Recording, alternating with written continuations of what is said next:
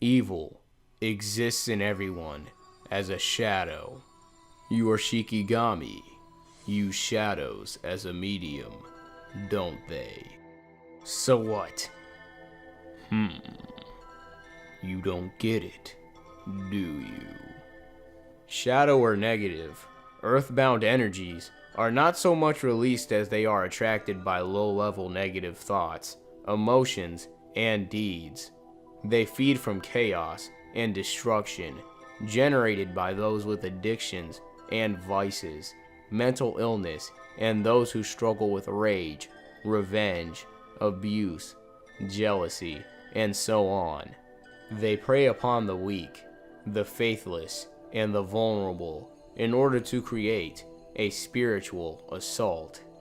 Megumi Fushiguro possesses a cursed shadow technique in which he is able to summon Shikigami through shadows.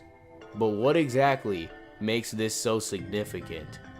Well, the aspects of a person that they themselves are unaware of or are unconscious of is known as the shadow. The human shadow contains mostly what we would consider negative things, and this is because most human beings tend to deny, suppress, disown, and reject aspects of themselves that they feel are negative. And in order to deal with the negative aspects within oneself that are hidden within the subconscious, one must become self-aware of the aspects that are hidden within, and this is the first step to shadow work. But what exactly is shadow work? Shadow work is when one becomes self-aware of the aspects of themselves that they dislike or consider to be negative. And when a person in a conflict does not express theirself or allow theirself to feel, they begin to develop a shadow aspect of theirself, a negative aspect of oneself, so to speak. And this aspect develops when one does not allow theirself to express. And by expressing yourself in a situation where you feel uncomfortable, you will enlighten yourself and heal your trauma. This psychological practice allows you to work with the shadow part of yourself or negative aspect of yourself to create a positive change in your life. With that being said, in Jujutsu Kaisen, shamans fight with negative energy, so it's not too surprising to draw a connection between shadows and cursed energy. However, negativity isn't the only thing that resides within shadows. Shadows often contain disowned or rejected aspects of oneself that are truly positive, which is especially true for those who suffer with shame. Please, have these kinds of conversations with Maki-san. I no longer have any ties to the Zenin clan, or low self-esteem. Megumi, you don't know how to bring out your best, do you? There is no light without shadow, and no psychic wholeness without imperfection.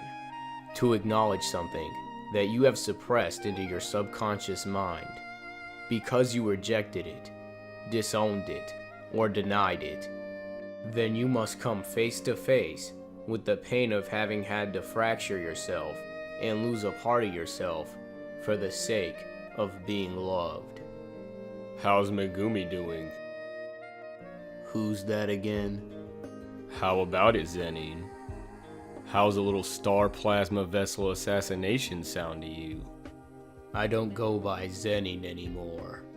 I got married and took my wife's name. I go by Fushiguro now. Hey, what's your name? Fushiguro. Not Zenin, huh? Good for you.